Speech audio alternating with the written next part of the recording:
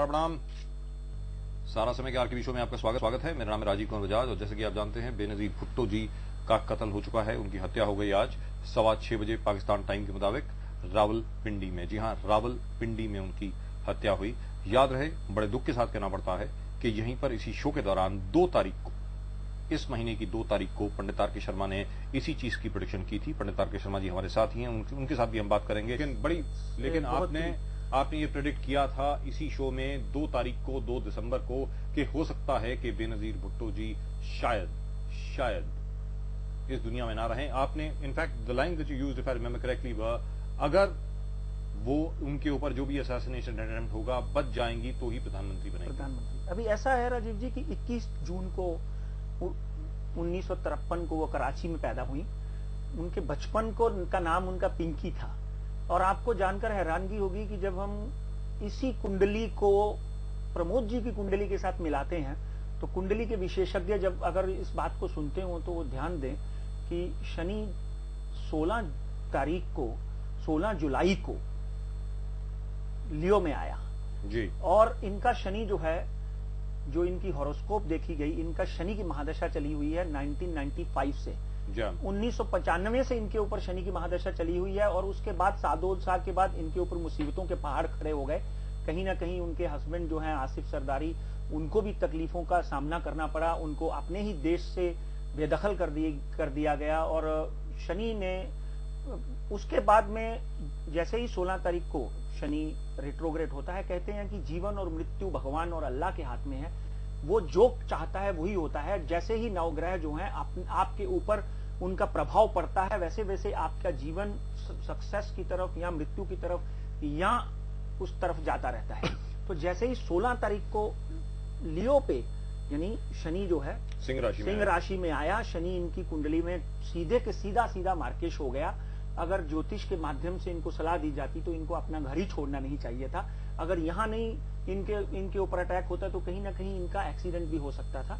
और उसके बाद बड़ी बात ये देखिए कि 19 तारीख तक इनके ऊपर अटैक हुआ।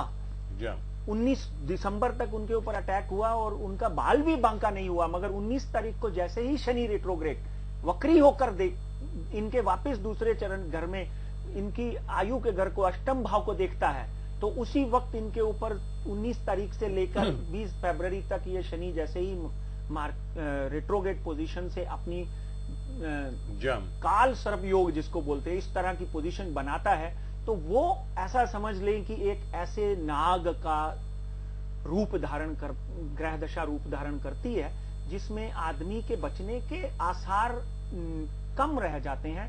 ज्योतिष के माध्यम से हम सिर्फ आसार और संकेत देते हैं। पंडित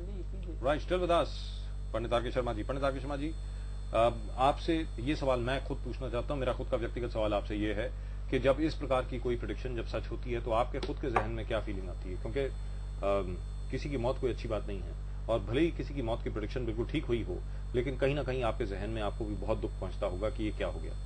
देखिए, ऐसा है कि इस तरह की भविष्यवाणी जो है वो करते हुए मन दुखी होता ही है, मगर ये समझ लिया जाता है कि जीवन जो है वो आनी और जानी का नाम ही है।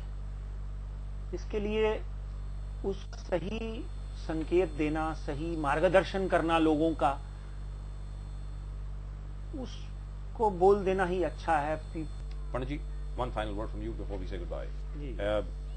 You say that Sian of the Bhutto family is going to come back and lead Definitely, he can be उनके जो बच्चे हैं वो भी हो सकते हैं, बख्तावर हो सकता है, बिलावल हो सकता है, और आगे जाकर कहीं ना कहीं उनके ही फैमिली का कोई व्यक्ति जो है वो झंडा संभालेगा पीपीपी का, और उनकी फैमिली में से आगे आने वाले 3-4 सालों में फिर कोई ना कोई प्रधानमंत्री के रूप में आगे आएगा। मगर यहां तक आपने एक सवाल किया था कि उनकी फैमिली के ऊपर ये पूर्व जन्म के कर्म होते हैं साहब। एक बार पूर्व जन्म के कर्मों का यह संकेत होता है कि आपकी मृत्यु जो है इस तरह होनी है, आपके पिता की भी वैसी होनी, पुत्र की भी वैसी होनी, बच्ची की भी ऐसी होनी। दोनों भाई और बेनजीर खुद और जुल्फिकार अली भुट्टो साहब खुद बड़े हिंसात्मक तरीके से उनकी मौत हुई। बल्कि उन्होंने राजयोग भी देखा, पूरी तरह पाकिस्तान के ऊपर राज किया, पूरी तरह पाकिस्तान में अपना उनका दबदबा रहा, मगर उनके अपने ही लोग उनके घातक हो गए। और यहां पर मैं ये कहना चाहता हूं कि हमारे देश में भी जो लोग राजनीति करते हैं उनको अपने ही लोगों से सावधान रहना चाहिए। उनको ये देखना चाहिए कि कौन मेरा अपना है और कौन पराया है। Pandit R. K. Sharma, having proven to be, shall we say, tragically accurate, unfortunately very accurate on this one.